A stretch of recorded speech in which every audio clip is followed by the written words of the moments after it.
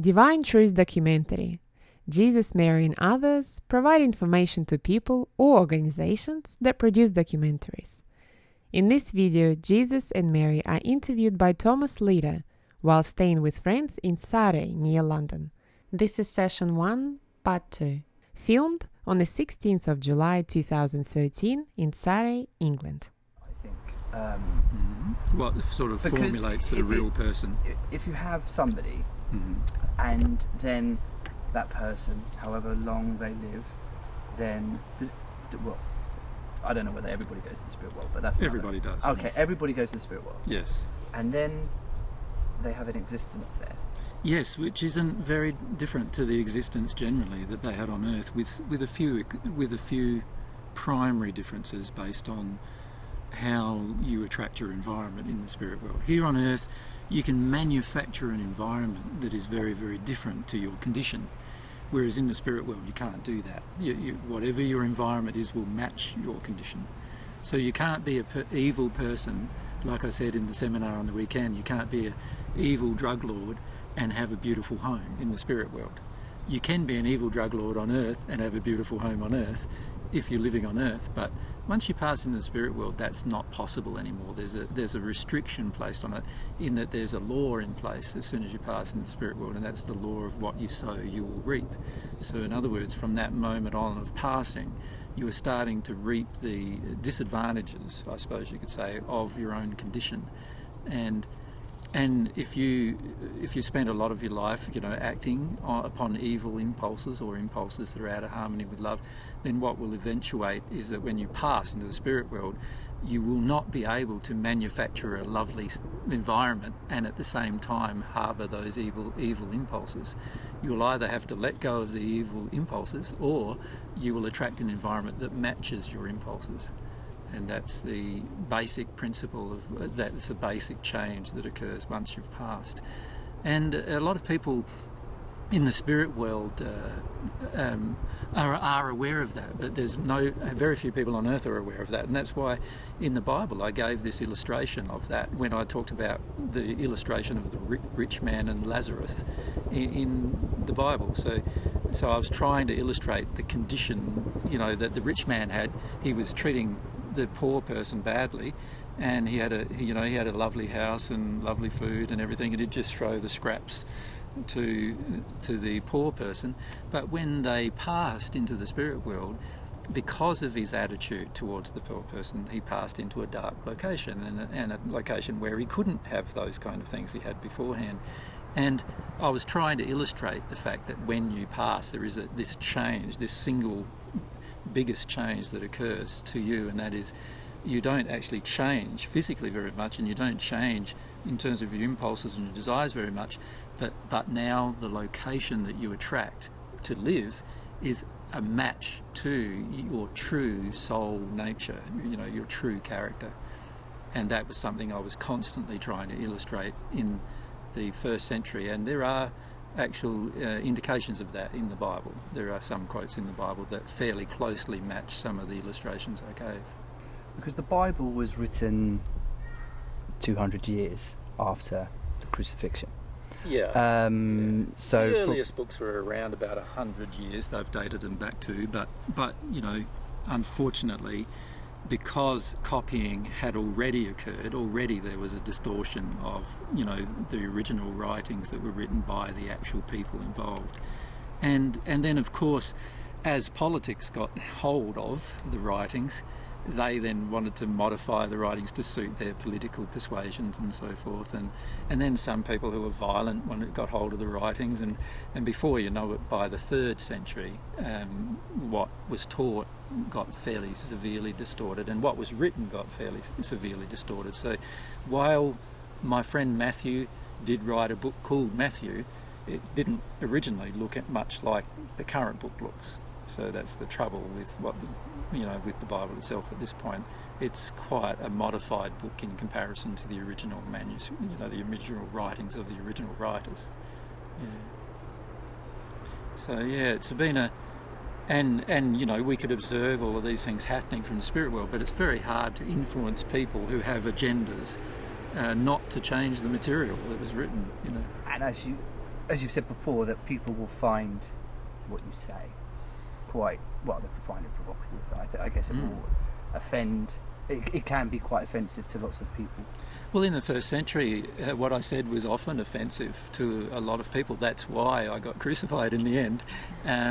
All I'm trying to do is say the truth, what I've discovered to be the truth of the universe to people. But of course, people have a whole set of ideas. They have a whole set of, what would you call it, sort of like preconceptions about what life should be. But also they have a whole lot of personal and political agendas and financial agendas that you know, a lot of my teachings will confront.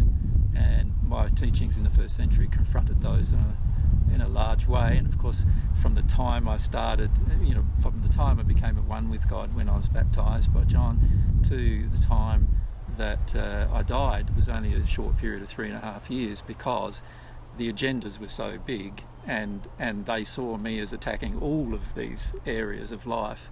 And so as a result of that, they viewed me as a apostate to their faith and a trouble to their political regime, and also destroyer of their religion.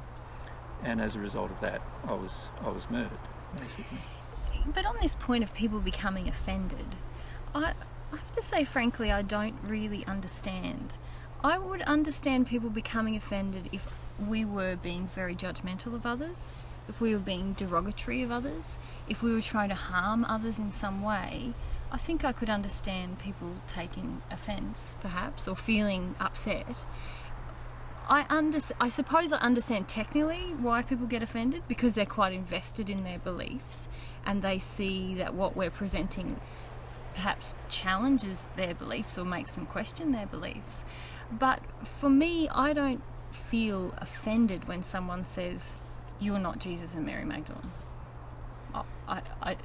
To me, that's not offensive. If somebody calls me very vicious things, which has happened, I at times feel like a little upset or hurt, and I definitely have in the past. But when someone just says, "God's not real, you're not Jesus and Mary Magdalene," I don't actually become offended. So a lot of people talk about Christians getting offended, but I don't really understand why we're offensive. And it's ironic, given the fact that the Bible actually says the taking of offence lies in the bosom of the stupid one, and that's a proverb. So I find it ironic that people are so worried about giving offence, particularly towards religious people, but their own Bible says they shouldn't be taking offence in the first place. And it's sort of like I said, you know, if we were being nasty people, okay, but we're simply living our life in a way that we believe is really, well, that is very moral, and we're presenting our experience not in a way to attack others. We're not forcing it upon others. So, you know, everything we do, we only speak on invitation. We're talking to you right now because you asked for us to speak with you. The only time we're ever on TV, we never seek those kinds of things. People ask us. And we give seminars that we don't even advertise. We just put a notice on our website or our blog, and that's the only way people can find out.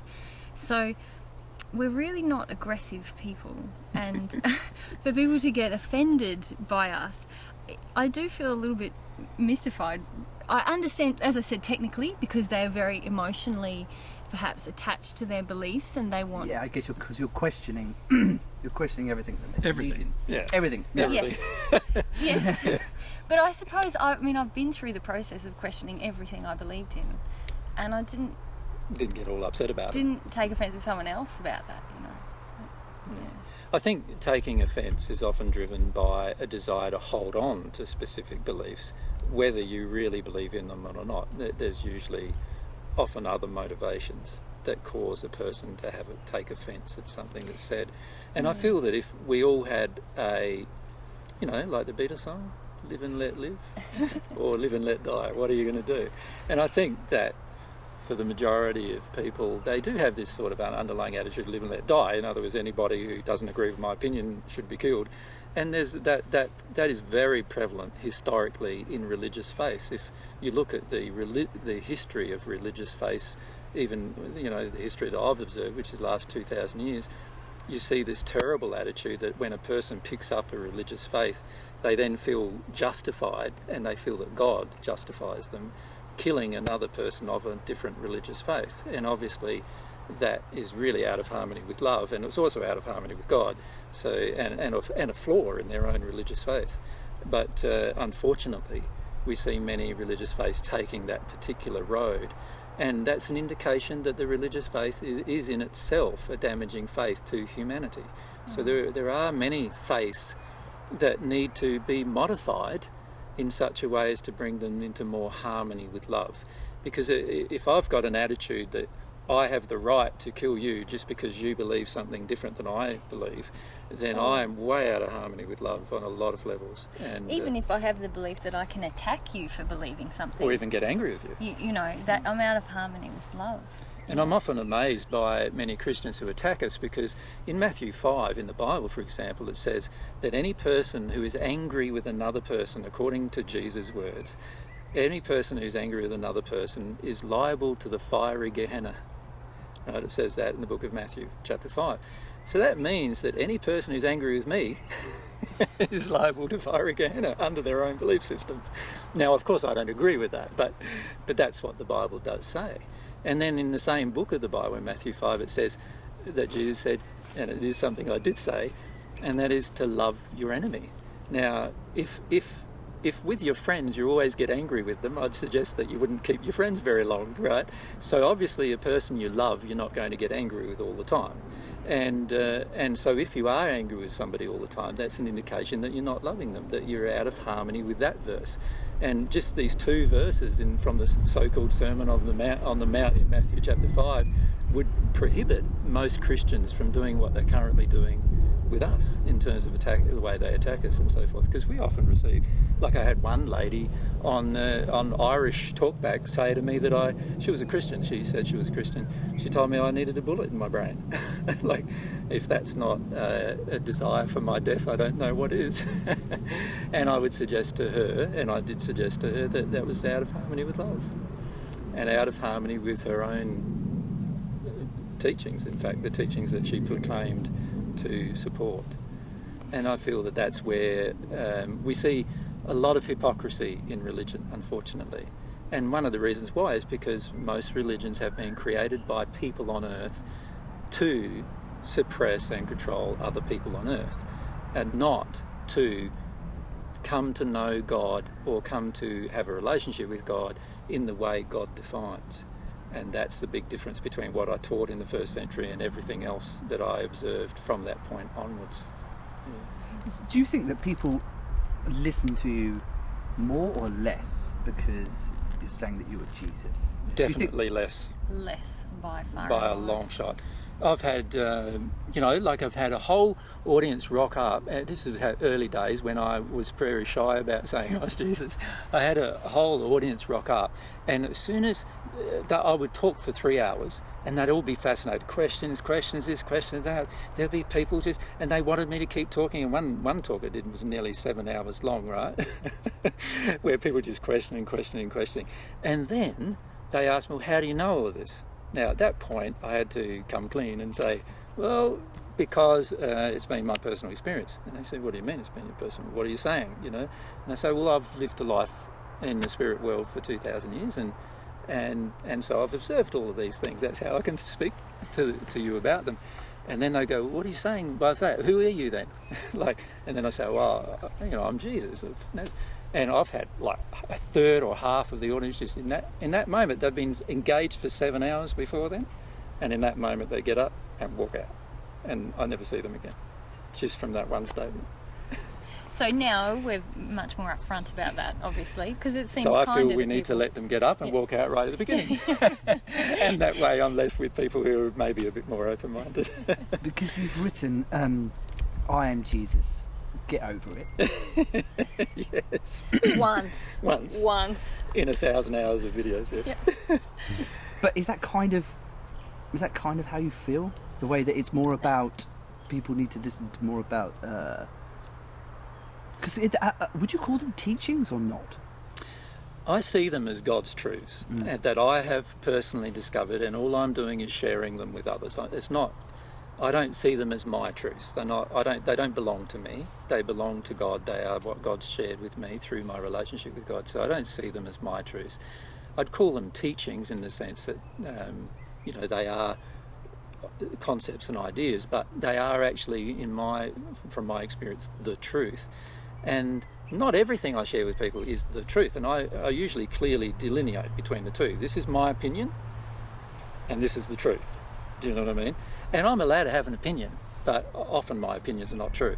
Does that make sense? But when it comes to God's truth, then I share it as it is, and that is that it's God's truth. Now, I feel for the majority of people, they won't see those things as God's truth. To them, it's just an opinion or a thought or a teaching, or so sure, I often refer to them as teachings.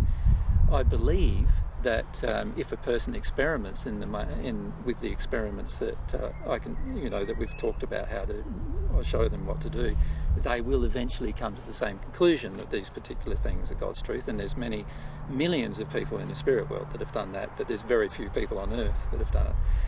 That all being said, I sort of feel like in terms of my own identity, it's not really important. I don't see myself as any more important than you. You have the same worth as I do to God. You have the ability to receive the same amount of love that I have from God. You have the same ability to discover truth that I have. So I don't see myself as any different to yourself. Perhaps except in one area, and that is I have a passion to discover the truth about the universe and God. And my whole life has been dedicated towards that. And I love it. Like, it's just my whole life. That's how I live my life. I'm just absolutely passionate about discovering the truth about God and God's universe and how everything fits together. And because of that, I've discovered a lot of truths. And in many cases, I've discovered more truths than the majority of other people as a result of having that passion. But anybody can have that passion. Anybody can learn the same things that I've learned. So I don't see myself as special or unique in that way. But I am the first person that's learnt many things. Just like, there were first people who knew how the laws of aerodynamics worked, that they discovered in the beginning of last century, in the 20th century. I sort of see myself like a scientist, but not a scientist about the physical universe, but rather a scientist about God and God's universal system. And that's how I sort of see myself, but I don't see myself as unique in that regard.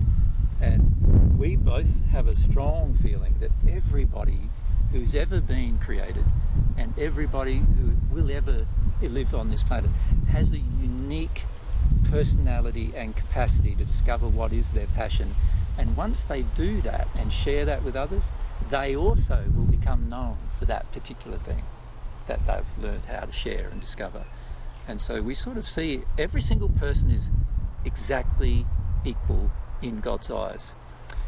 We don't receive an equal amount of love, though, because the reception of love is dependent on how much we would like to receive it. And different people have a different desire to receive it. And so therefore they receive more than others. And that's unfortunately just a fact of our desire. When I say unfortunately, I think it's fortunate. It's actually fortunate, because the reality is that's how God created us, to have free will. We're allowed to exercise our desire how we wish. And it actually helps us understand our will. It's like if I'm in a relationship with AJ and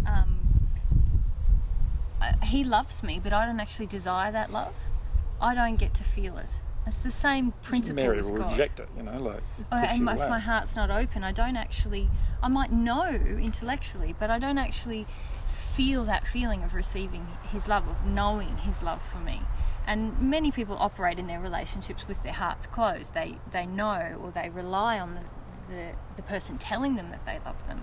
But it's a very different experience to use your will to actually receive a gift and feel it. And part of the reason we're here is to understand ourselves, and part of doing that is all of us are here to become aware that we have our own will that we can use to create things, and we're always creating things with our will. And to understand that we can have this desire to receive a gift, and use our will to receive, to open ourselves to receive love from God or love from another person, that's a really valuable lesson. And I think it's a beautiful system that God's created, that we can understand how to use our will. We can learn that and develop that.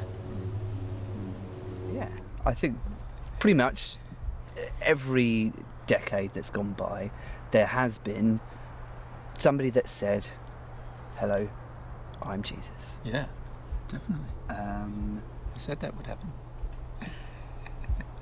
What makes you different? Well, if you look at and examine what they teach, it's very, very different to myself. Like, obviously, I would... There is, right at the moment, around the world, there are many people claiming to be me. There's a guy in Brazil. Central America. There's a guy in Brazil. There's a guy in Russia. There's many people. There's even in Australia. I've had 3 people ring me up claiming to be me. So that was interesting. But in each case, they don't have the extensive knowledge that I have. And they also don't display much love in their day-to-day activities or day-to-day life. And if I could add there, many of them seem to lack the ability to rationally explain a point. And I don't mean that condescendingly. I mean there is like different ones that I've seen. They seem to use a lot of vague kind Bible of references, inferences and references, and I have not been able to pin down exactly what they're trying to teach the world, except that they're Jesus and everyone should listen, like worship them or listen to them. And I think AJ is very unique. Want to be worshipped. They the want guy to in be Brazil, worshipped. he just sits on his throne. Actually, he has With a throne a with a crown on his head, and he sits there, and people come and kiss his hand, and he wants to be worshipped. So I think AJ is very unique in that he's a very rational guy, and like, as you've found doing an interview, he has a lot of knowledge, and sometimes he's referring to things that perhaps you don't understand the context of what he means, but then you can ask him and he'll explain that as well. Like I feel that also he's very humble in that he's confident about what he knows, but he certainly doesn't expect. In fact, I've seen you find it quite almost yucky and repulsive if people try to sort of put you on a pedestal. Yeah, I run 100 miles away from that. Or be in any way worshipful of you, because we both have a very strong feeling that each of us is equal in terms of our value. It's not right for somebody to value me more than they value themselves, for example. Yeah. So, I feel a great deal of feeling of wanting to step back from them when they have that kind of emotion projected at me, which is rare nowadays, but most of the time I get the opposite emotion, that I am stupid and an idiot and why would anybody want to listen to me at all? Yeah. And also there's the issue of a lot of these people wish to create communities that are separate from the rest of society, and we very much have the feeling that each of us should interact with society, and we have the opportunity to love everyone, and in fact if we're truly developed in love, we will love everyone regardless of what they believe or how they treat us. And so the idea of needing to separate ourselves from society in order to create some kind of utopia or grow spiritually is actually the opposite of what we're teaching. And most people who claim to be Jesus seem to wish to create communities, segregation from society. I can't say that all of them do, but I know that a great many of them have, and in a lot of cases that's ended up really badly for people. So in some ways I understand why people have problems with. And if you look at a lot of the people who have claimed to be Jesus in the past, they have been violent or sexually deviant.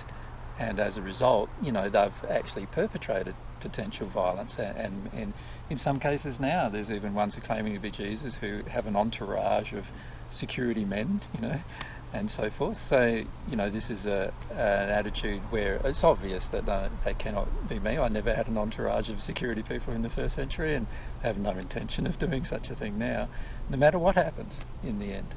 And I feel quite strongly that if you examine all of these particular things, you'll see quite clearly which person has the character and nature and knowledge that of the first century Jesus.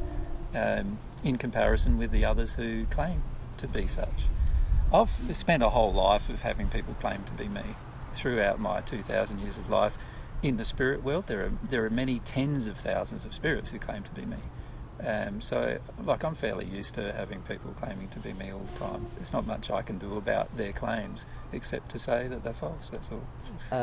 So yeah, I think I'm interested in, because you have this Waco thing that happened, Yeah. which is a terrible disaster, Yeah. and you can analyse that from lots of different perspectives. You can. Actually, There's a lot there of are roles. conspiracy theorists about There are it as roles well. to play. Yeah, there are lots of different things.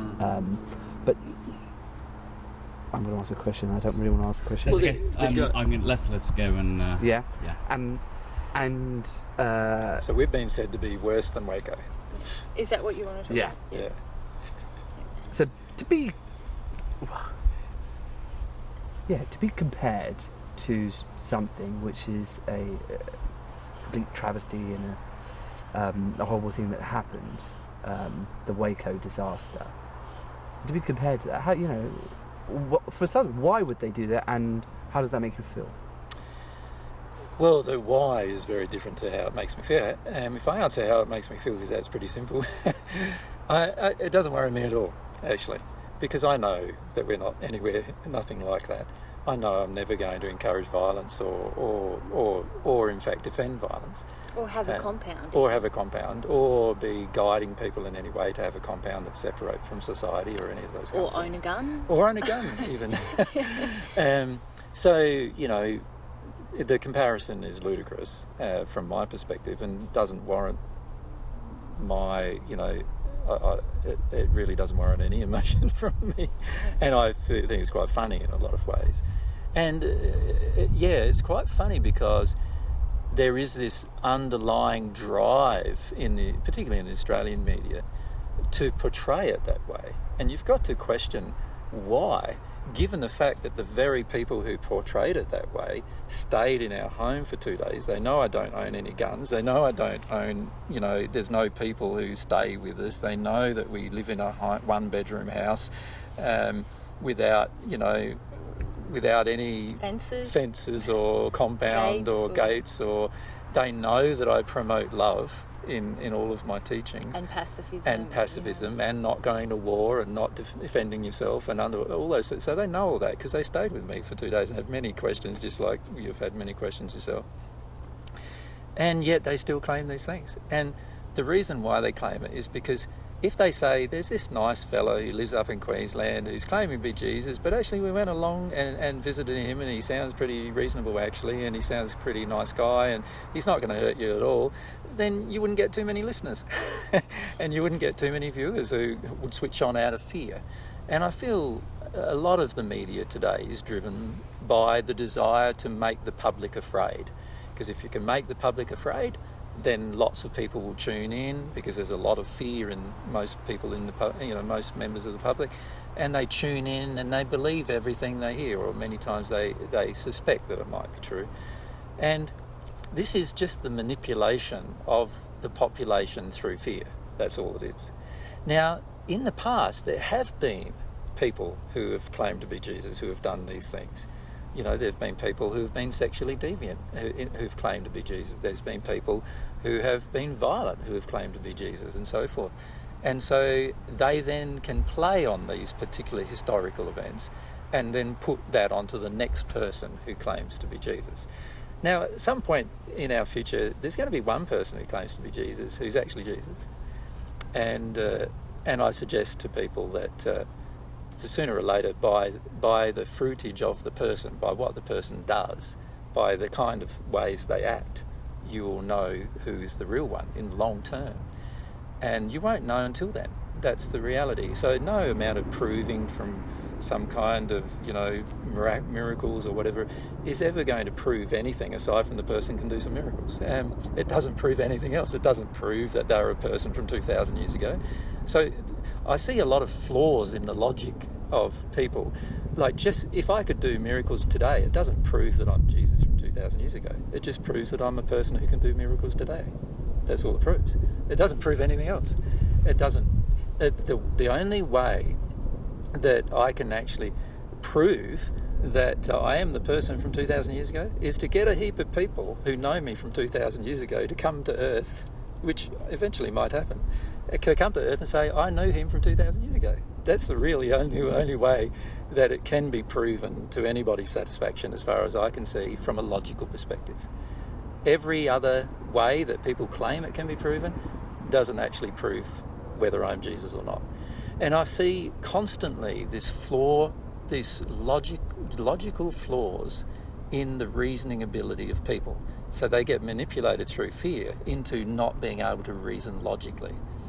And this is what I see as a primary problem with the planet, with all sorts of truths that we could get given to us through this process of discovery, is that we are flawed with the way in which we use our logic, and the flaw comes from the unhealed emotional experience.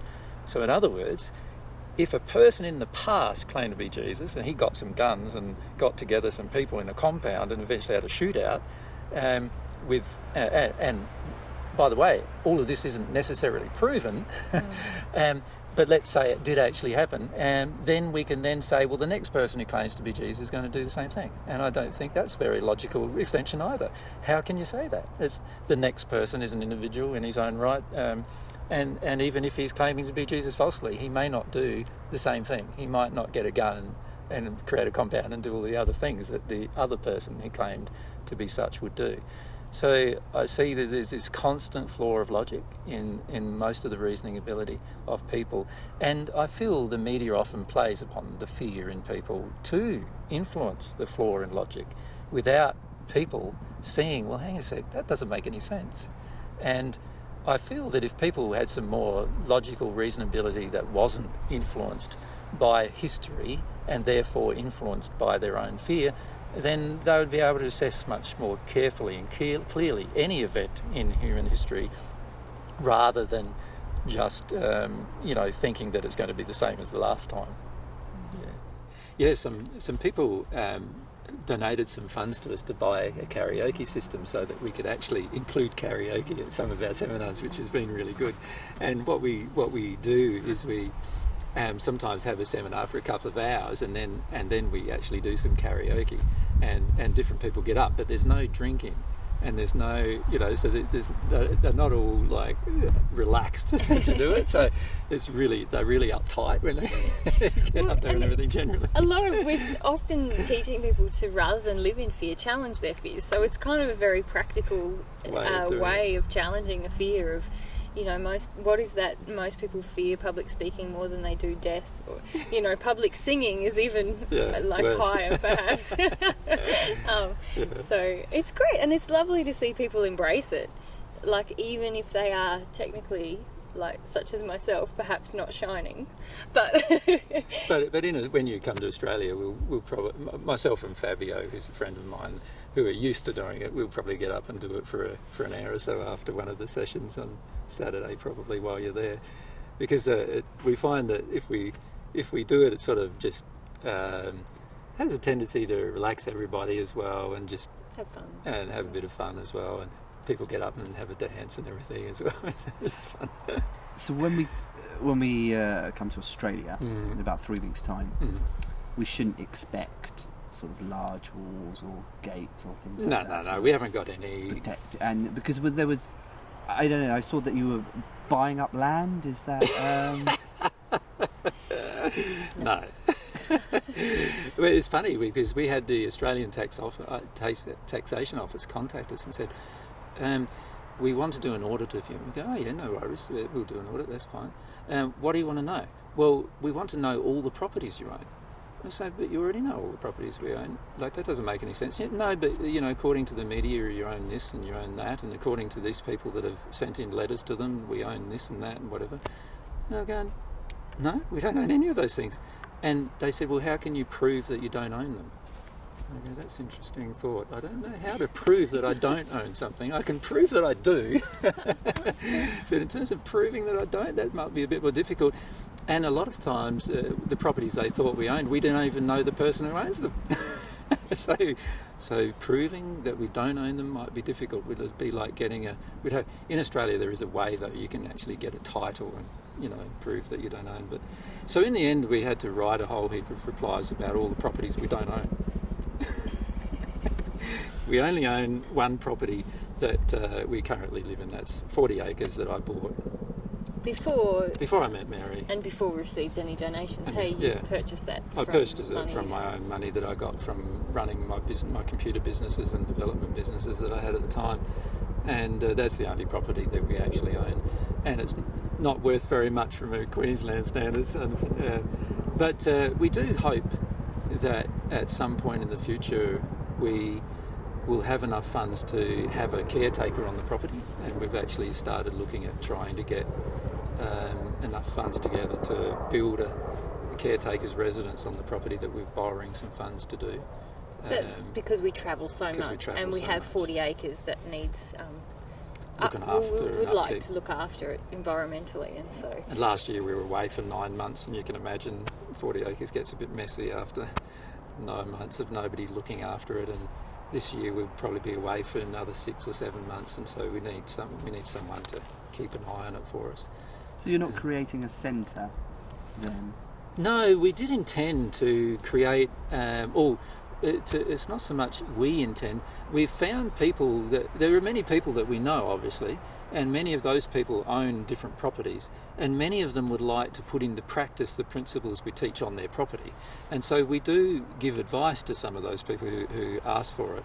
And there are some of those people who want it to become a centre. So nearby us, you'll meet a couple who they've gotten together with 4 other groups of people, and they've bought a property, and they want to create a centre that sort of demonstrates learning, that demonstrates the principles of divine truth in personal lives. But we don't own it, they own it, and all they do occasionally, and it's very occasionally at this point, it's probably once a month, they ask us for some advice. And to clarify, it's a property, it's not a commune or a compound either, it's just a property that they live on, and their main focus at this point is environmentally. They want to restore the land to more of a pristine condition. It's been damaged by livestock and grazing, and they want to regenerate the land and reintroduce native plants and all of these things and there's a certain way of doing that in harmony with God's love, and so that's what we talk to them about. And they're pretty passionate about it. It's one of their personal passions. And we've met another family who live in New South Wales, which is 800 kilometres from us, who have the same desire for their property. And so we occasionally visit them, probably once every 2 months or so we'll visit them, and they are, we give advice about what they, different areas they could choose to do. But we don't tell them what to do in terms of they have to do this, otherwise we can't be their friends and all that kind of stuff. That's not what happens. And we do enjoy visiting them, because we can feel their passion for it. They have a strong desire to change. In the second family's case, they've got a sheep farming, a sheep station, and they want to turn it into something that's more harmonious with what they want to do for their future. And so it's just really enjoyable going down there and helping them go through that process. So we basically just provide advice to those people who own those properties. But we don't generally do it to everyone who asks, because we find that if we did, we wouldn't have enough time to do what is our core desire, which is just to share God's truth with others. And so our core desire is always going to be that, always going to be just to go to people who want to know more about God's truth, and just share it with them, and what they do with that truth is up to them. But so all of the properties that we so-called own, we don't own. And there's so many media things that have been said about, and it's quite funny really. A lot of them have been said, unfortunately, in such a way that the general public believes them.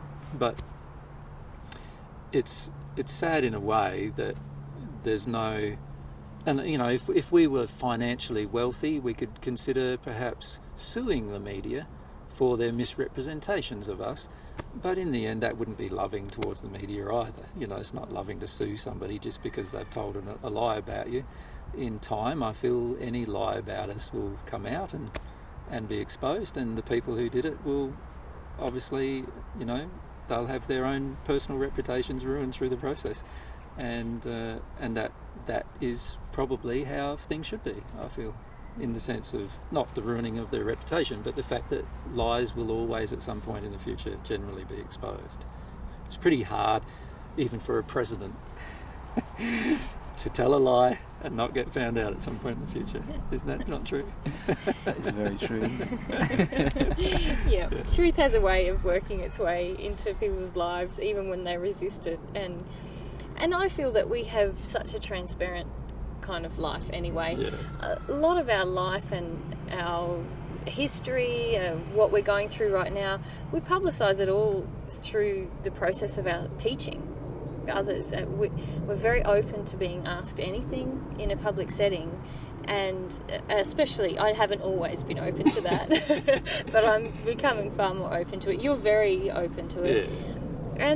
And I mean, as you find, asking us questions, I don't think we put up resistance to any area. So I feel like anyone who's sincerely interested in the truth about us would find it very easily. It's just that some people feel very challenged, or they're afraid, or they have their own reasons for not really wanting to look at what the truth is about us. Well, there's a lot of preconceptions, isn't there? Yeah, that preconceptions that trigger their fears, and then they don't want to look any further. So for the average Christian, a preconception would be that Jesus is God. So the preconception is if I'm saying that I'm Jesus, that means I'm saying that I'm God. And of course that's not what I'm saying. I'm saying completely the opposite to that, in fact, that there is a God and I am just God's child, just as everyone else is God's child, which is exactly what I said in the first century, but which was distorted. But because of the preconception of the faith, there's this presumption that then occurs in the mind. So all they hear is some guy in Australia is, calling himself Jesus, and then they go, so he's claiming to be God? How dare he claim to be God? How dare he claim to be my saviour? And all these other emotions get triggered as a result. And I'm not claiming to be any of those things that they are assuming I'm claiming. But, of course, their assumptions are based upon their belief systems, and I understand that. I understand that they assume different things based on belief systems, but that doesn't make the belief systems correct, and it also doesn't make their assumption about me correct. But largely we're okay with them having their assumptions. Like, we don't feel that they must know the truth about us. No. I feel that they're allowed to feel whatever they want. Yeah. Yeah. So you're saying that you're you're the Son of God. I'm sorry, let me do that again, because nobody wants to start with a cough today. You're the Son of God as much as everybody else is. Well, there's two aspects to being a son of God. There's firstly the created son or daughter of God. Now, all of us, all of humanity, are the created son or daughter of God. So in that regard, you and I are identical in that regard. I have been created by God as a child of God, just as you have, and I am one half of one soul, Mary being my other half, and so we are the child of God collectively as well. Now, we are both like that. Now, there was another way in which I talked about, particularly in the first century, but all the way through my life in the spirit world as well. I've talked about how we can become a son of God in a different sense. And the sense is how we can become at one with God in love, and therefore become transformed into this sort of being that's now at one with God as well as being a son of God. And I called that being a son of God, if you like, or God's son. Or being born again. Being born again into this conditional relationship that where God and yourself are at one on the way in which you demonstrate love. So you still have your unique individual personality. You're not overcome by God in any way. God, in fact, wants your personality and individuality to grow. That's why God created you. But God would like, but doesn't demand, that you become at one with God in the way in which you express love. And to do that, you have to receive some of God's love. And once you've received enough of God's love to become at one with God, then at that point in time you can be truly said to be God's son in every aspect. Not only God's son as a created child, but God's son also as a person who desired to be the child of God, if that makes sense. In other words, you've now accepted that you're a child of God, and you now also want to, have this relationship with your heavenly parent. And I called that being God's son as well. So I've referred to being God's child in two different ways. So I often likened myself in the first century to the son. I called myself the son of man, or the son of woman. The way in which in the first century we actually traced lineage was through the woman, because it was hard to trace a lineage through a man. Of course, the man didn't give birth to you. And so it was only a presumption as who your father was, but your mother was pretty much firmly fixed. And so, I often referred to myself as the son of man, or the son of a woman. And every single individual who's ever entered this earth has been a son of man and woman. But in terms of becoming a son of God, we are created at our soul condition, not our bodies, but our soul condition is created a child of God. And then we have the ability to accept the sonship, if you like, to accept the role of our God being our parent.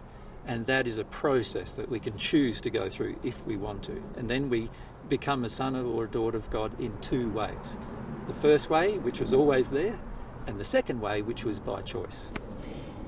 Just to clarify, you're not saying that you're the only person who's ever become a son of God in the second way, are you? I'm the only person on earth that has, while on earth.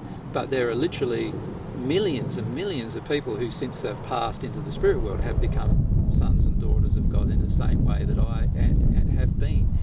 And there will be, we hope, many millions of people on earth in this visit of time who will become sons of daughters of God through the same process.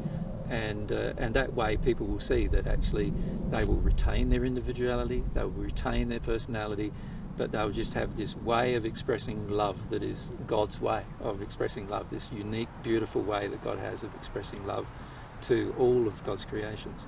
And so, in the end, what we're hopeful of seeing, but again, it's a hope and not an expectation, we're hopeful that people will come to want that, desire that relationship that I had in the first century with God while I was on earth, and that many millions of people currently have in the spirit world with God, and that they see that it's possible to have that relationship with God on earth. And once that happens, then you'll see a lot of changes occur towards love on the planet. Yeah. One of the sad things about the first century experience was that Jesus got set apart. You got set apart as someone unique, as someone who, it was only him who could have this special relationship with God.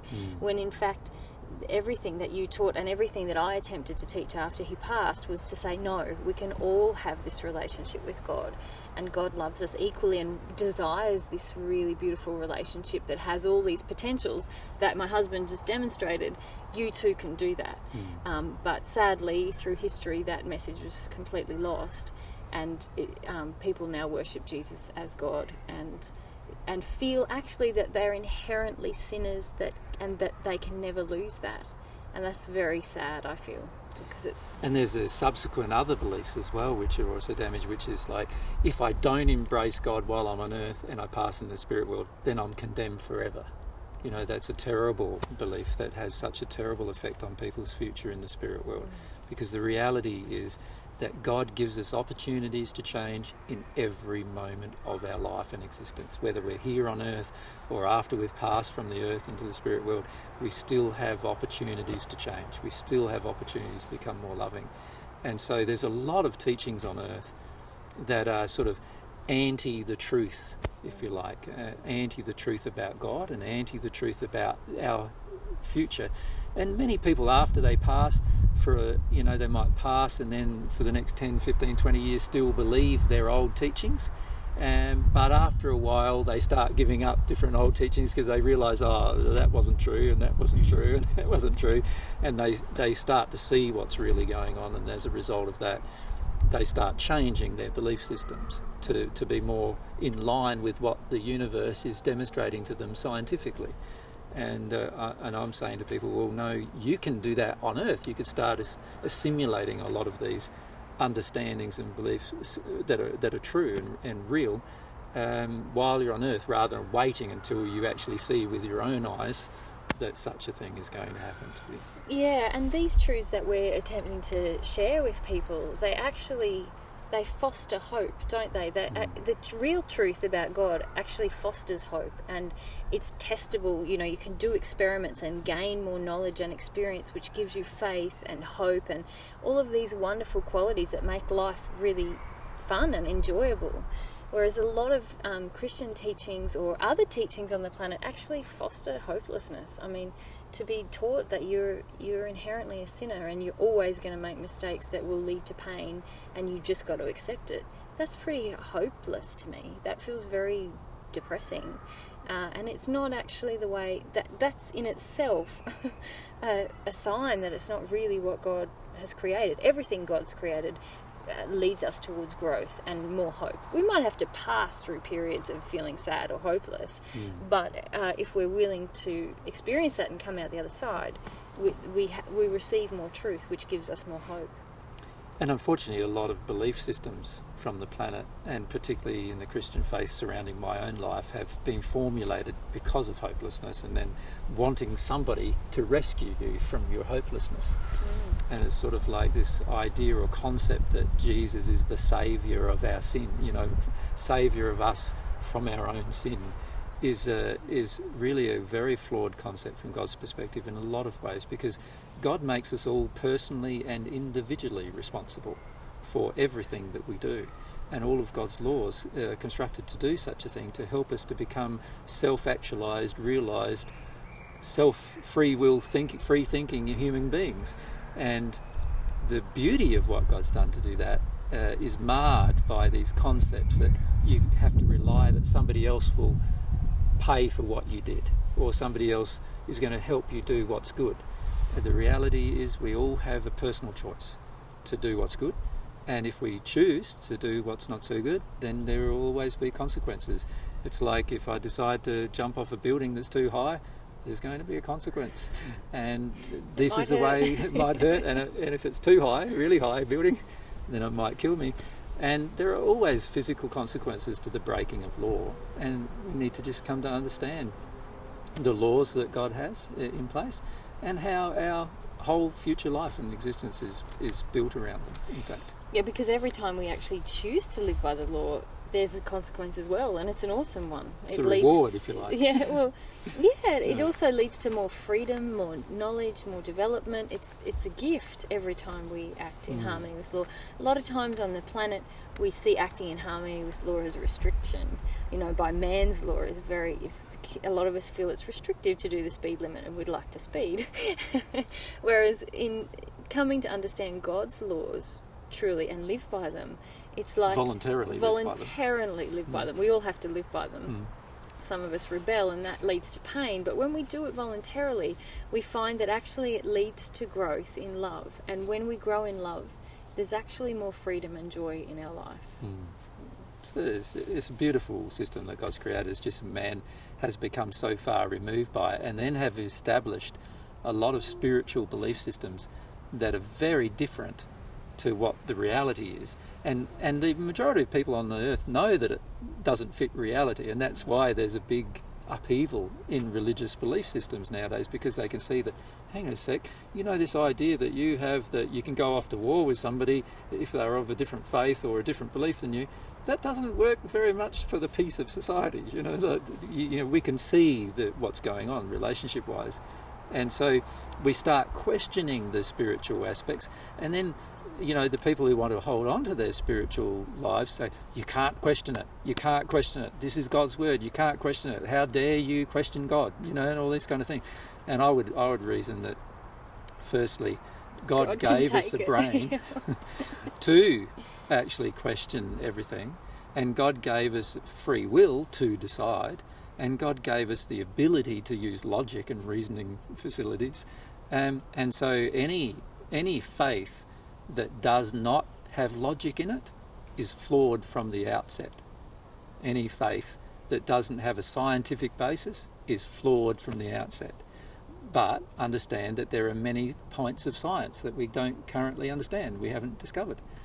Because just like 100 years ago, there were many things that we now do that 100 years ago we wouldn't even conceived of doing, in fact.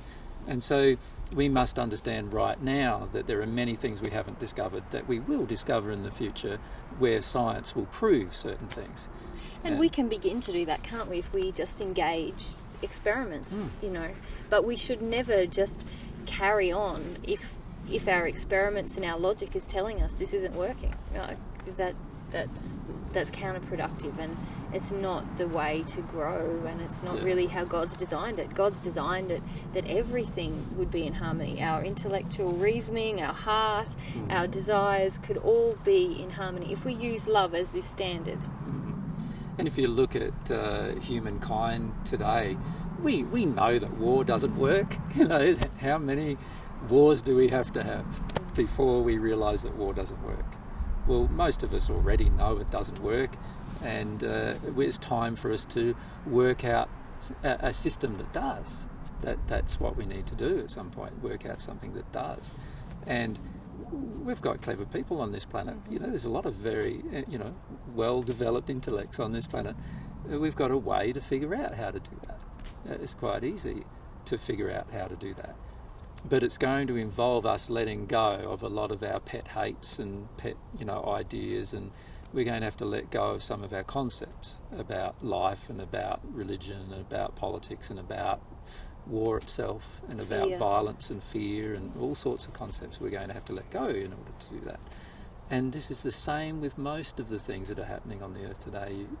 We're going to have to let go of many things in order to accept a change. And I feel like all of us know that, women should be equal to men. We all know that. Now, there's plenty of countries on the earth that are still fighting it, but we all know that that's the way it's meant to be. We all know that we're not meant to fight. Whenever you fight, it hurts. You know that it hurts. If you do involved in physical violence, you know it hurts. So whenever you fight, it hurts. So we know that fighting probably isn't the best way to solve our problems, right? We know so many things that we're still not engaging properly.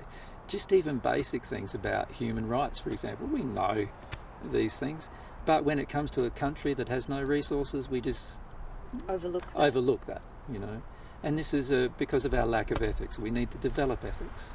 We need to develop a loyalty to love. And that's immaterial, whether you're an atheist or a Christian or a Muslim or you're Hindu or you're Buddhist or you don't have any religion or you're agnostic. It doesn't really matter what's your background and what your belief system is, unless we all collectively can learn to love each other and learn to allow the other person to have a differing opinion to ourselves without becoming violent ourselves.